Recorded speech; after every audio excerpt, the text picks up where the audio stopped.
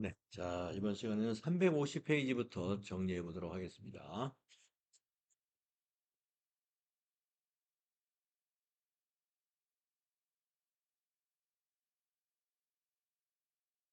자, 350페이지 19번 한번 같이 해보겠습니다. 재평가에 관한 문제이니까요. 주식회사 한국은 24년에 본사 건물을 건설할 목적으로 토지를 100만 원에 취득했네요. 24년에 토지 100만 원에 취득했고요. 매 보고기간마다 재평가 모형을 적용하기로 했답니다. 그래서 24년 보고기간 말에 그리고 25년 말에 공정가치로 각각 24년 말에는 120만 원으로 재평가를 했고 또 25년 말에는 90만 원으로 재평가했다. 이런 얘기가 되네요. 그리고 25년 손익계산서에 계상될 토지의 재평가 손실은 얼마인가? 자, 여러분 재평가 손실은 가격이 하락한 부분입니다. 그거는 손익에 반영을 하죠. 자, 그러면 25년도에 공정가치가 90만 원이다 그랬어요. 25년 말. 자, 그런데 24년 말에 120만 원으로 평가를 했단 말이에요. 120만 원. 원래 토지가 100만 원에 산 거예요. 그럼 20만 원의 재평가 잉여금이 24년에 있었죠. 24년 말에. 그런데 25년에 90만 원으로 하락을 했느라 그러면 30만 원이 재평가 손실이 아니라 30만 원이 하락을 했는데 30만 원 하락했는데 요 20만 원 있죠. 24년 말 재평가 잉여금 20만 원을 정리해야죠. 예, 이거는 재평가 잉여금에서 차감합니다. 예, 재평가 잉여금에서 차감하고 10만 원만 10만 원만 재평가 손실이 된다. 이렇게 되겠습니다. 그래서 25년도에 토지의 재평가 손실은 10만 원이다.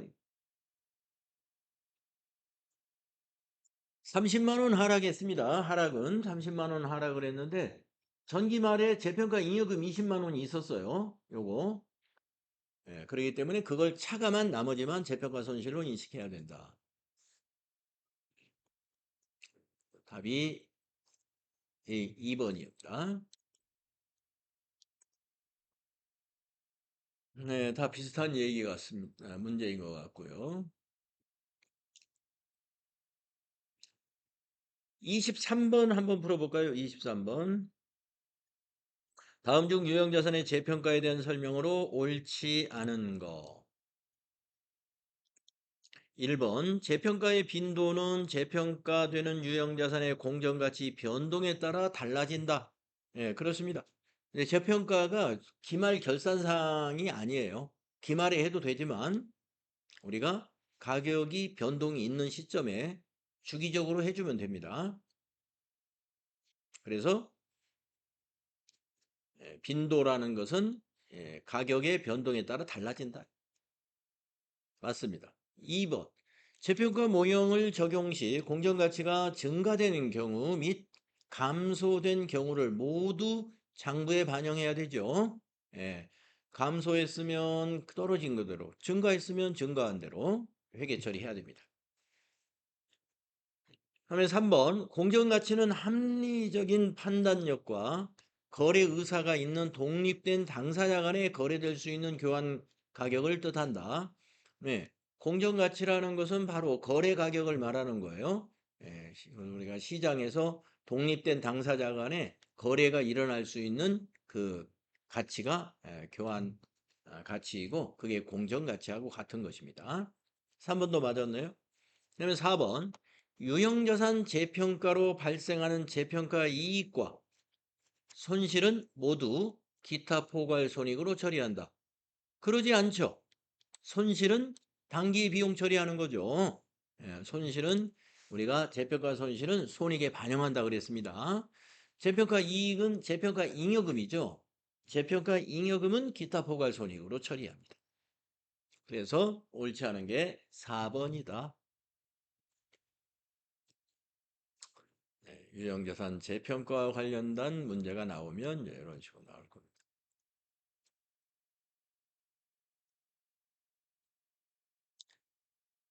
에,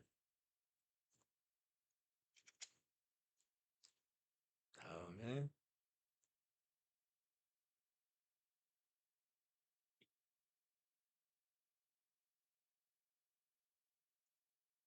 감가상각 관련된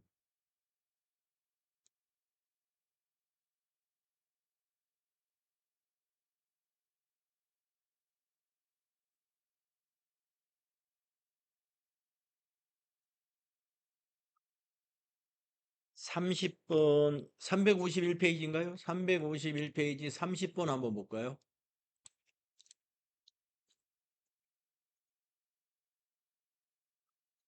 다음은 주식회사 한공이 24년 7월 1일 날 일괄 취득한 토지와 건물에 관한 자료입니다.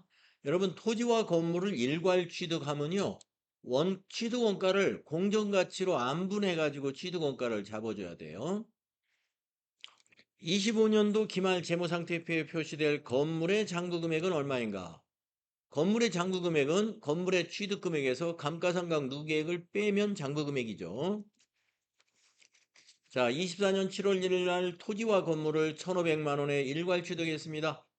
토지와 건물의 공정가치는 토지는 1,200만 원, 건물은 800만 원입니다. 라고 했을 때 이 1,500의 취득 금액을 토지, 건물로 취득 원가를 나누어 줘야 되는데 어떻게 나눠주느냐 하면은 공정가치 비율로, 자, 뒤에 동그라미 6개씩을 딱 지우면은 12대 8이 되죠.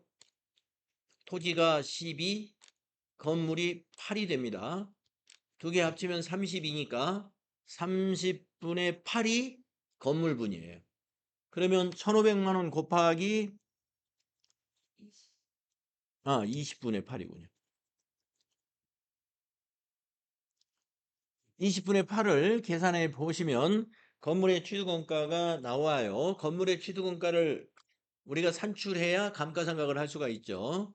자, 그래서 1,500만 원 곱하기 8 나누기 20 해봤습니다. 그랬더니 600만 원이 나옵니다. 이렇게 했더니 600만 원, 이 건물의 취득원가예요. 이제 감가상각을 해봐야 되겠죠?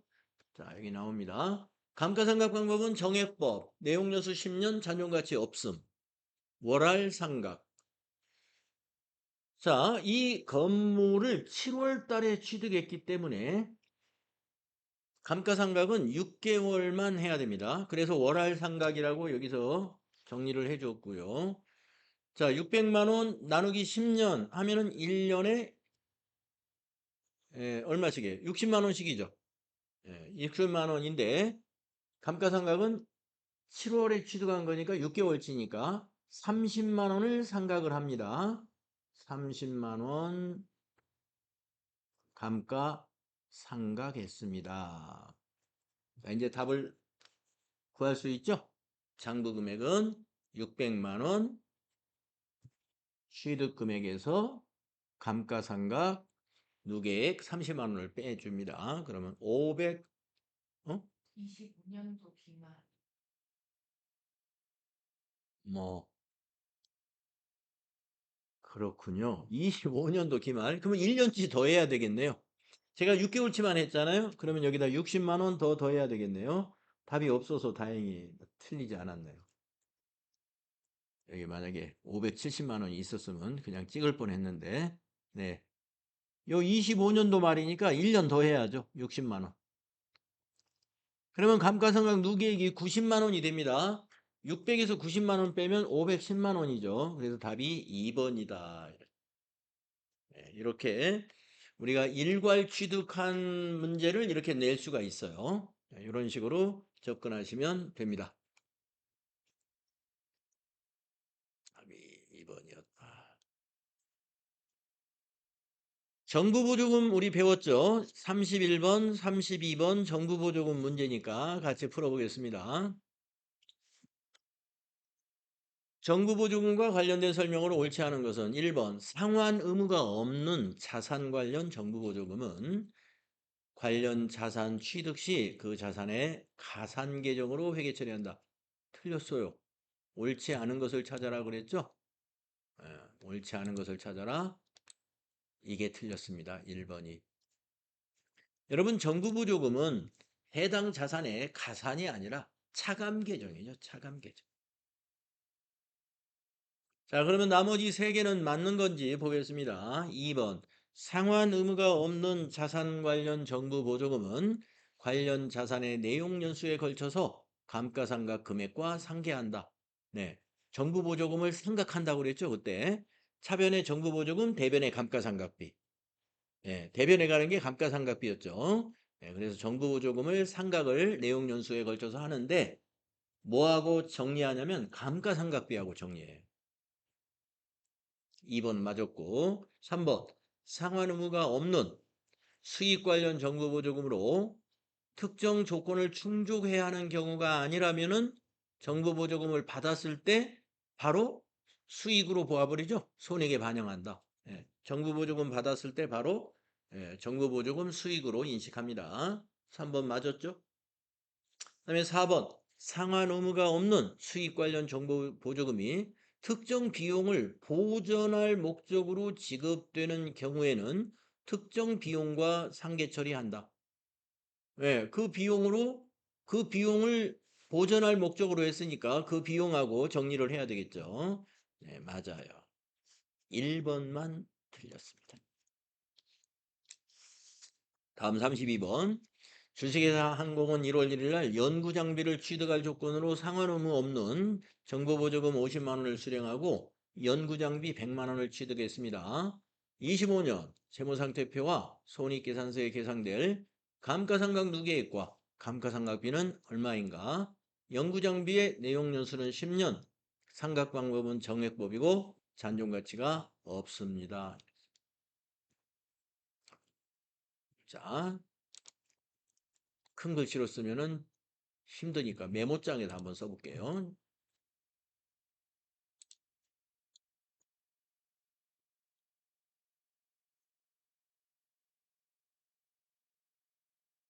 메모장에다가 결산 25년도에 이제 감가상각을 하는 겁니다. 자, 연구 장비니까 100만 원의 취득을 했죠. 기계장치죠, 그러니까. 자, 그러면은 이 기계장치에 글씨를 좀 키워야 되겠네요.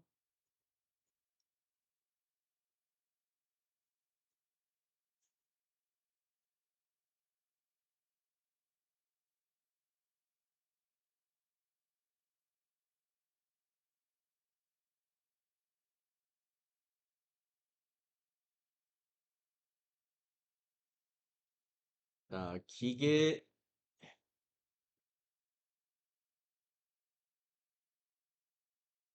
취득금액. 취득금액은 100만 원이고요.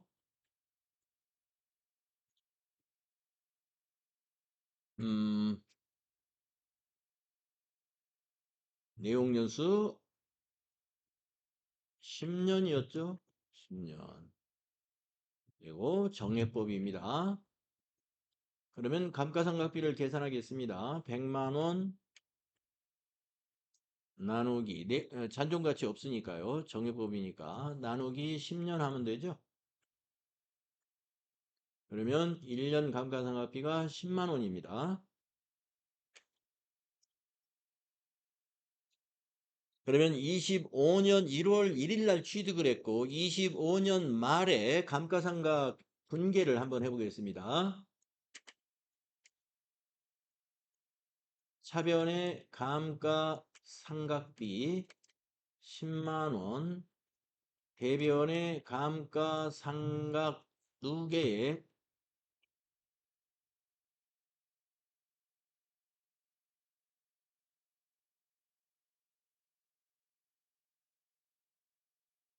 이게 분계 안 쓰고도 여러분이 그냥 이렇게 계산해서 답은 찾을 수 있는데 분계로 한번 정리를 해 보는 거예요. 여기서 질문한 것은 감가상각 누계획과 감가상각 비를 물어본 거죠. 자, 감가상각 누계획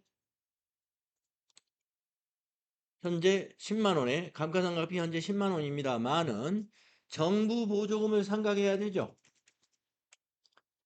정부 보조금이 50만 원이 있습니다. 이 100만 원 안에. 그래서 정부 보조금을 상각을 하는 것도 이 방법, 이 감가상각하는 방법과 똑같은 기준으로 하는 거예요. 예, 그래서 정부 보조금 상각은 여기다 한번 써보면은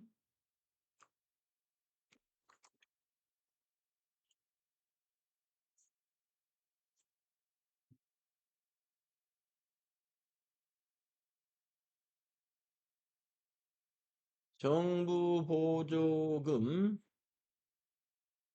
50만 원 당기 상각액은 어떻게 계산하죠? 똑같아요. 50만 원 나누기 내용연수 10년 그러면 5만 원이죠. 5만 원이 당기 상각액이 됩니다. 자, 이 분계를 밑에다 써보겠습니다. 정부 보조금을 상각할 때 차변이 정부 보조금이죠. 정부 보조금 5만 원. 정부 보조금은 자산의 차감 계정이기 때문에 잔액이 대변에 있는 거예요. 그거를 상각하려면 차변에다 상각을 하는 것이죠. 그래서 차변에 기록이 되고 대변에 아까 어떤 문제에서 나왔죠? 정부 보조금은 어디에서 정리한다? 감가상각비에서 정리한다. 감가상각비 5만 원 비용을 취소시키는. 자, 그러면 감가상각비가 여기 첫 번째 분계에서 차변의 비용 10만 원 발생했다가 정부 보조금을 상각하면서 비용이 5만 원이 취소가 되잖아요.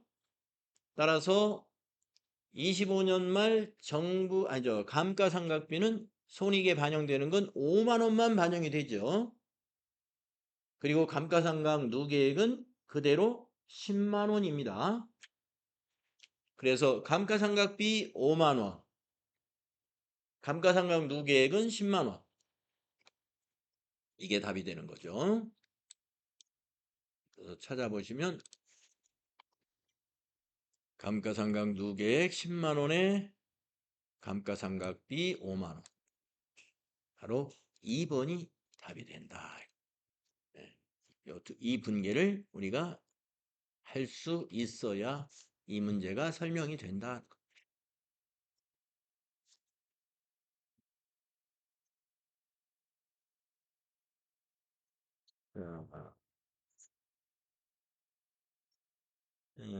비슷한 문제니까 넘어가도 되겠죠.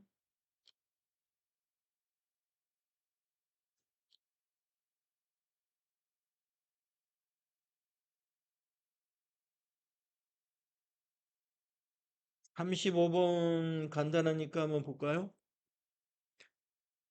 35번 352페이지요. 주식회사 한공의 거래에 대한 회계 처리로 옳은 것은 25년 1월 1일 날 기계장치를 취득을 위해 상환 의무 없는 정보보조금 100만 원을 현금으로 수령했다. 네, 이 현금 수령한 분계예요. 차변의 현금, 대변의 정부보조금. 답이 가번이 되겠습니다. 네, 현금 수령일 때 정부보조금 수령했다면 가번처럼 이렇게 회계 처리하는 거죠. 그래서 답이 1번입니다.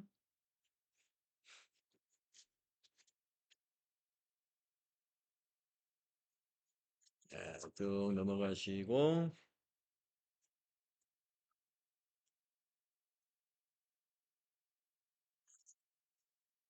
부채와 자본.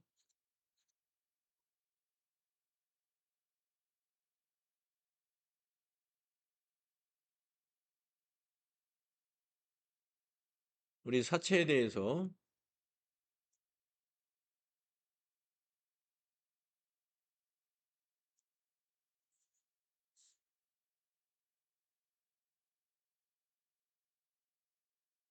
사채에 대해서 우리 공부를 했는데 1번 문제 한번 봅시다. 1번. 부채와 자본의 1번.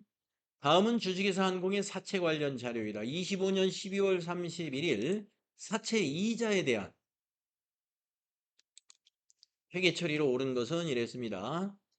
자, 사채 발행은 1월 1일 날 했고요. 만기가 27년, 3년이네요. 그러면 액면 금액 100만 원이고요.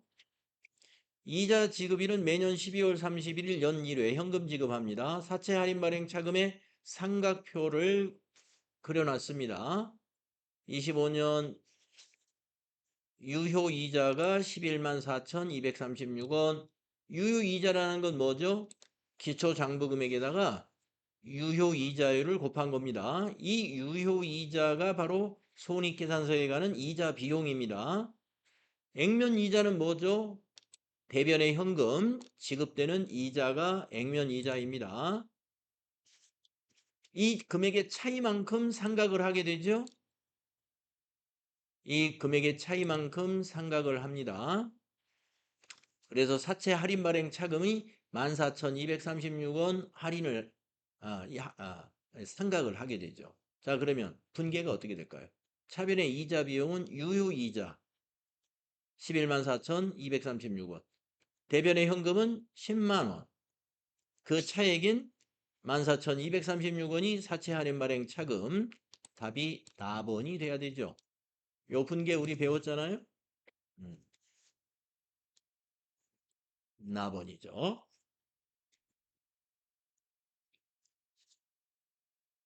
2번도 한번 풀어봐요.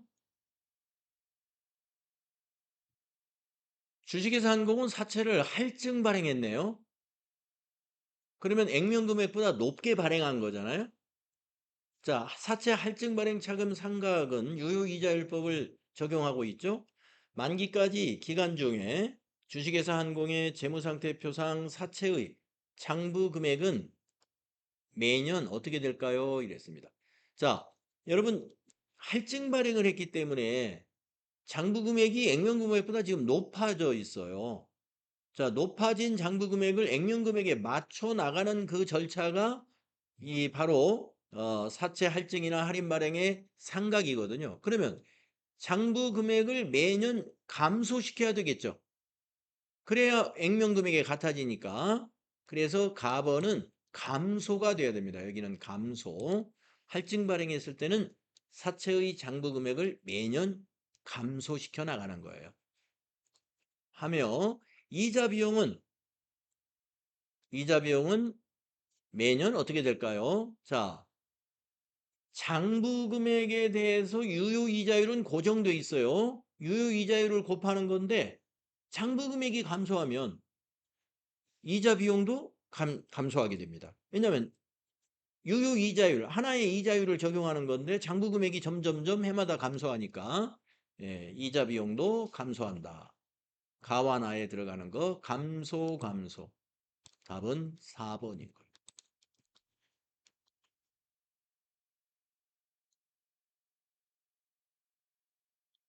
네, 이 정도 아시면 될 것 같습니다.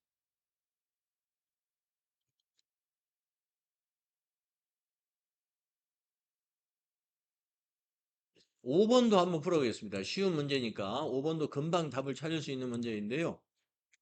주식회사 한국은 25년 1월 1일에 액면가액 100만 원인 3년 만기 사채를 99만 5,843원에 발행했습니다. 할인 발행했죠.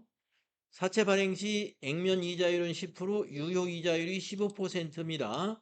유효 이자율을 가지고 이자 비용을 인식하는 거죠.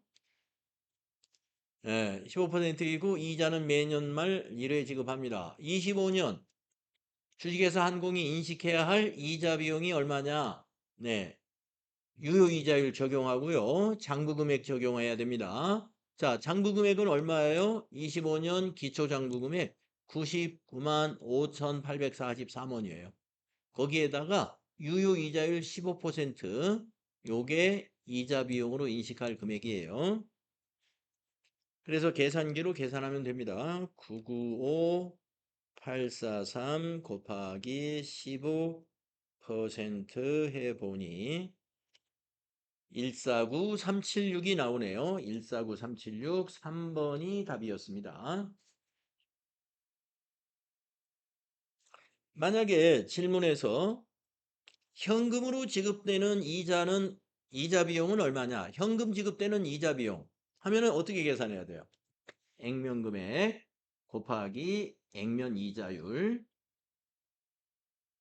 그래서 10만 원이 그땐 답이 됩니다. 현금으로 지급되는 이자는 액면금액 곱하기 액면 이자율. 회사가 인식하는 이자 비용은 기초장부금액 곱하기 유효이자율. 이렇게 답을 찾아낼 수도 있다. 사채 관련해서 우리가 그런 부분들을 공부했었어요.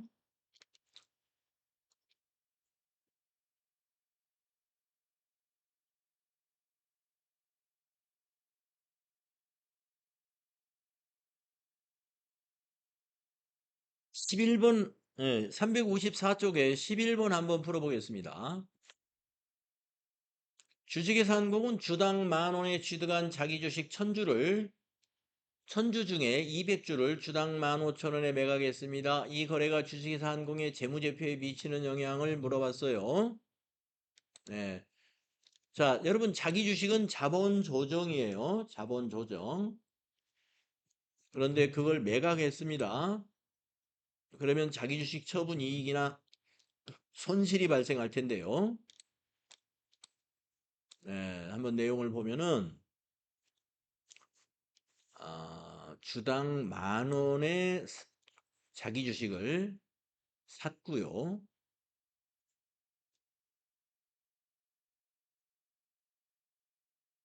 그 중에 200주만 15,000원에 매각을 했습니다.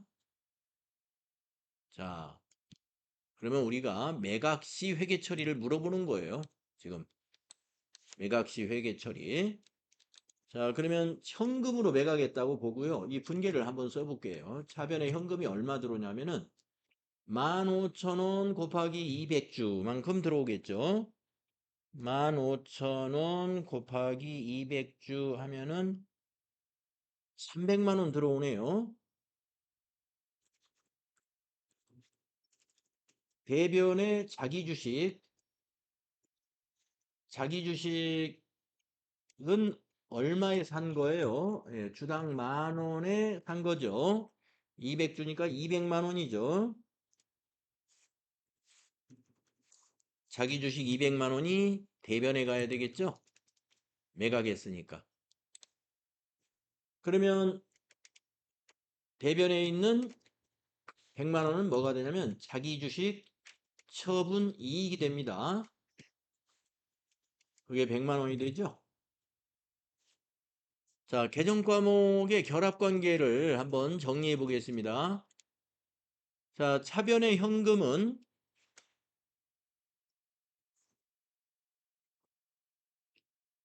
자산이죠. 그래서 자산 증가에 결합이 되는 거고요.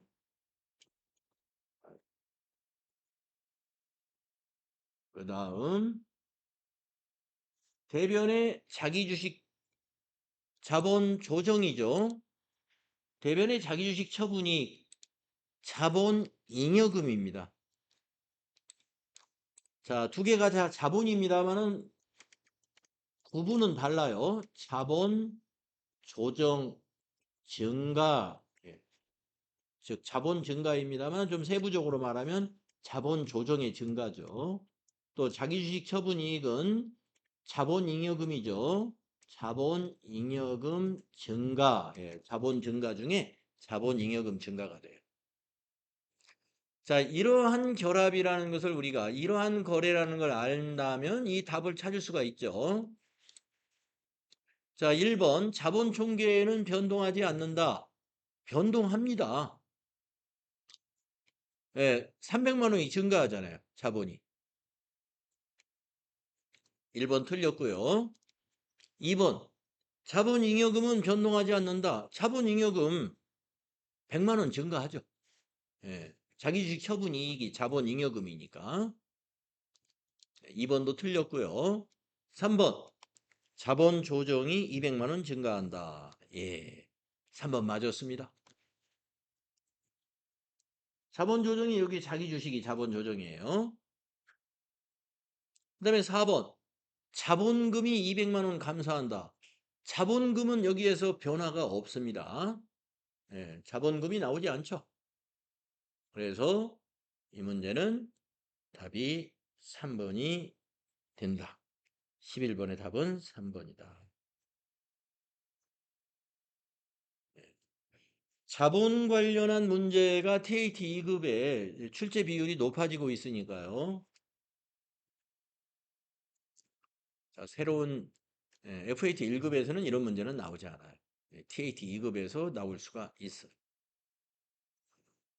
뭐 이론이 10문제밖에 안 나오기 때문에 출제 범위는 굉장히 높고 사실 문항수는 좀 작죠.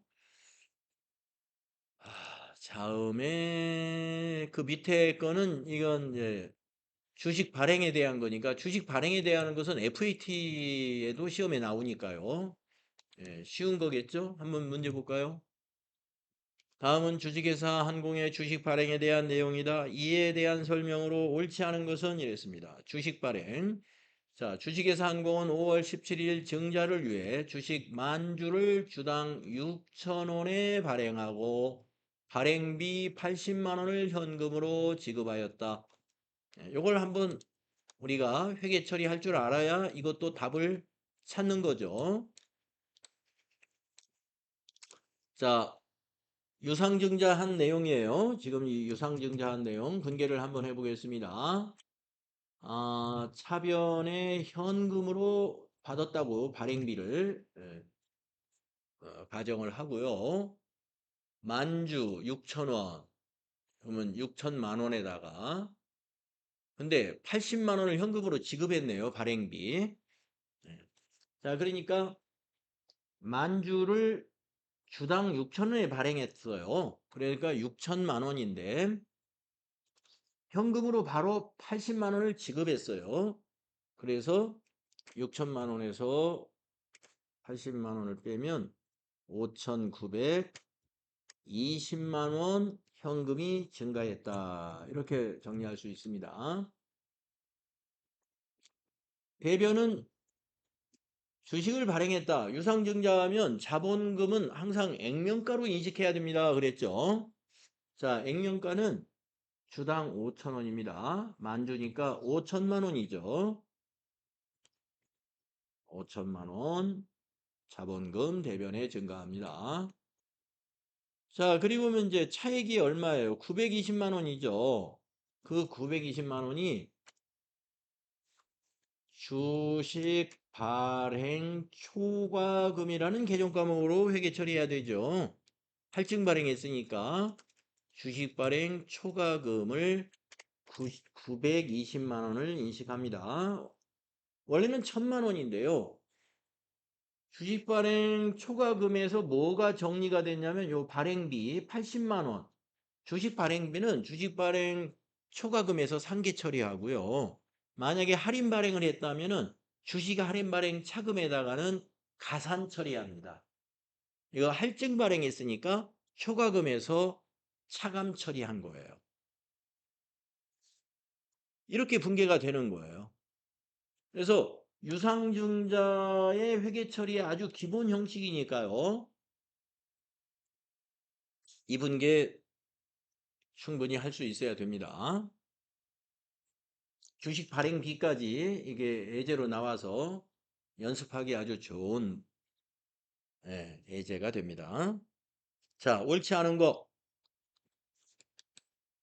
밑에서 보기를 보면은 자본금 증가액은 5천만 원 맞습니다. 자본금 대변에 5천만 원. 주식 발행 비용은 영업의 비용으로 회계 처리한다. 틀렸습니다. 2번. 주식 발행비는 영업의 비용이 아니에요. 어떻게 했어요? 주식 발행 초과금에서 상계 처리했죠. 3번. 주식 발행으로 유입된 금액은 총 592만 원이다. 그렇죠. 예. 자산이 유입됐죠. 592만 원. 4번. 액면 금액을 초과하는 금액은 주식 발행 초과금으로 회계 처리한다. 그렇죠. 액면 금액 이상 발행한 거, 예, 주식 발행 초과금은 자본 잉여금에 해당이 돼요. 예, 4번도 맞았죠. 그래서 2번이 틀렸다. 예, 이런 식으로 우리가 답을 찾을 수 있으면 되겠습니다. 자, 그 다음에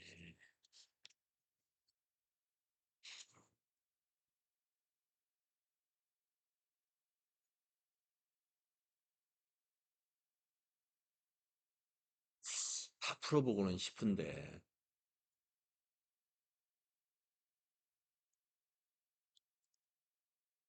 13번 한번 풀어볼까요?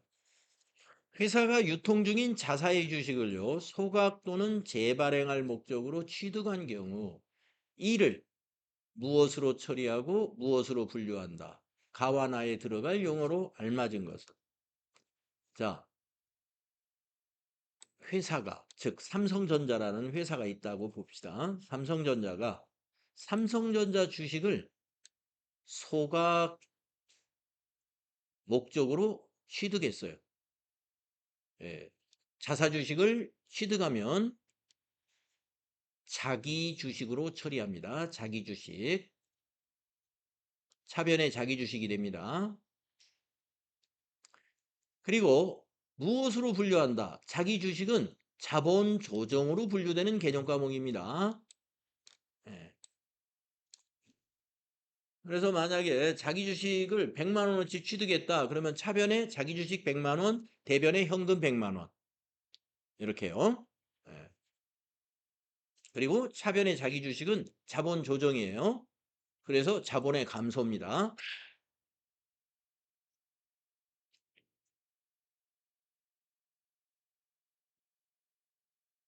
14번도 한번 풀어봅시다. 다음 중 자본 총계에 영향을 미치는 거래에 해당하는 것. 자본 총계에 영향을 미치는 거. 가번. 주식 배당을 실시했습니다. 자, 우리 어제 했나요? 주식 배당? 분계가 어떻게 됐죠? 차변에 2월 이익잉여금, 대변에 미교부 주식 배당금. 자, 2월 이익잉여금 차변 자본 항목이죠. 예, 자본이 감소했죠. 대변에 미교부 주식 배당금 자본 조정이죠. 예, 그래서 차변도 자본이고 대변도 자본이기 때문에 주식 배당은 자본 총액의 변화가 없습니다. 그 다음에 4번 단기 투자 목적으로 취득한 주식으로부터 현금 배당금을 수령했다. 현금 배당금. 네, 그러면 차변의 현금, 예, 대변의 배당금 수익입니다. 자본 총계의 변화가 생기죠. 자, 배당금 수익이 대변인데 대변의 배당금 수익은 영업의 수익이잖아요. 여러분 수익이 발생하면 당기순이익이 증가하므로 기말 자본이 증가하게 되죠. 예, 4번은 자본 증가가 됩니다. 그 다음에 4번 보겠습니다. 자기 주식을 소각시켰어요. 자본 감소가 일어나죠. 예. 잠깐만요. 잠깐만요. 자기 주식 소각했다. 자본 총리의 변화가 없네요. 자, 아까 여기 13번 문제에서 자기 주식을 취득하면 차변이 자기 주식이죠. 그러면 소각하는 분계를 해볼게요. 자, 소각을 하면 대변에 자기 주식이 갑니다. 자기 주식을 소각했으니까. 자, 만 원이라고 봅시다. 액면가 10,000원이고, 예, 그러면 그걸 소각했어요. 그러면 차변에 자본금이 와요. 자본금이. 예. 그런데 이거 좀 애매하다. 자본금은 액면가로 하는 거거든요. 근데 만약에 액면가 5,000원짜리였다 그러면은, 예, 5,000원짜리라고 한번 해볼게요. 해보면은 자기 주식을 에, 소각하면서 이 감자 차손이 발생했네요. 감자 차손 5,000원 발생합니다.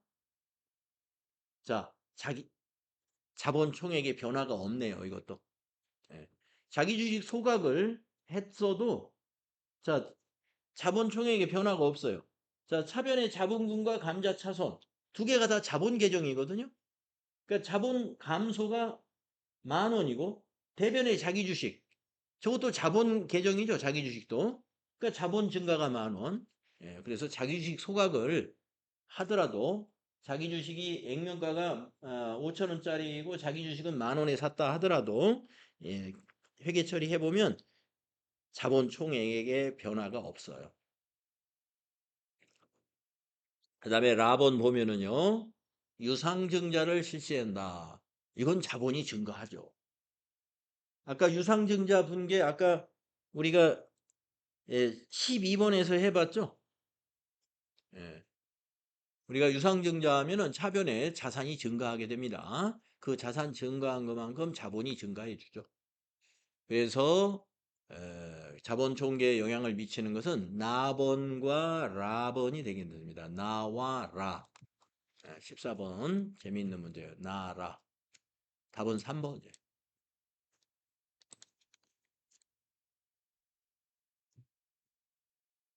자, 15번도 한번 풀어봅시다. 자본 개정 과목의 분류. 자본 항목의 분류. 옳은 거. 자, 이익잉여금. 이익잉여금이 이익잉여금 안에 있는 개정 과목 중에 해외 사업 환산 손익이 있을까요? 없어요. 해외 사업 환산 손익은 여러분 어디서 봤냐면은 기타 포괄 손익 누계액 안에 들어 있어요. 예. 그래서 이거는 이익잉여금이 아니고 해외 사업 환산 손익은 기타 포괄 손익 누계액입니다. 2번 자본 조정에 자기 주식 처분 손실이 있다. 있어요. 예. 자기 주식 처분 손실은 자본 조정이고요. 자기 주식 처분 이익은 자본 잉여금이고 그래요. 2번은 옳았어요. 3번 이익잉여금. 이익잉여금에 주식 선택권이 있다. 이익잉여금에는요. 미처분 이익잉여금, 그 다음에 법정 적립금, 그 다음에 회사의 임의 적립금 이런 것이 이익잉여금입니다. 그러면 주식 선택권은 뭐냐? 아직 주식으로 유상증자를 해서 자본으로 유입된 것은 아직 아니에요. 그래서 유입 전 단계에 있는 건 자본 조정으로 분류하거든요. 그러니까 주식 선택권은 자본 조정 항목이에요. 이익잉여금 아니에요. 그 다음에 4번. 자본잉여금 안에 매도가능증권 평가 손익이 있다. 아니죠. 매도가능증권 평가 손익은 기타 포괄 손익으로 분류되는 개정 과목이죠.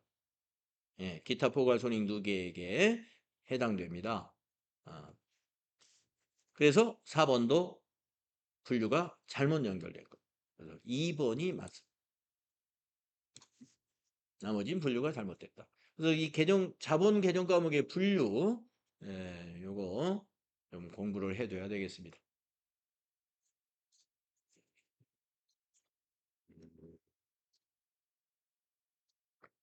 자, 17번도 한번 풀어봅시다. 주식 배당. 네, 우리 어젠가요? 주식 배당과 현금 배당 회계 처리. 네, 주식 배당, 현금 배당 회계 처리요.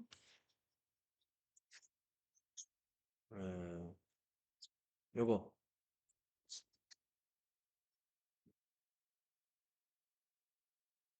한 장씩 다 나눠 갈까요? 우리 교재에는 주식 배당과 현금 배당에 대해서 이렇게 분계로 설명한 부분이 없었어요. 없어가지고 아마 지난 시간에 어제였던가 그랬죠. 어젠가 그 책에 있는 걸 읽어가면서 예제를 제가 예, 메모장에 인쇄해가지고 여러분에게 나눠드렸습니다. 주식 배당의 회계 처리 여러분 거기 어제 나눠드린 그 주식 배당 회계 처리 1. 결의 시 회계 처리 한번 보세요. 1. 결의 시 회계 처리. 저도 한번 꺼내놓고 한번 볼까요? 아,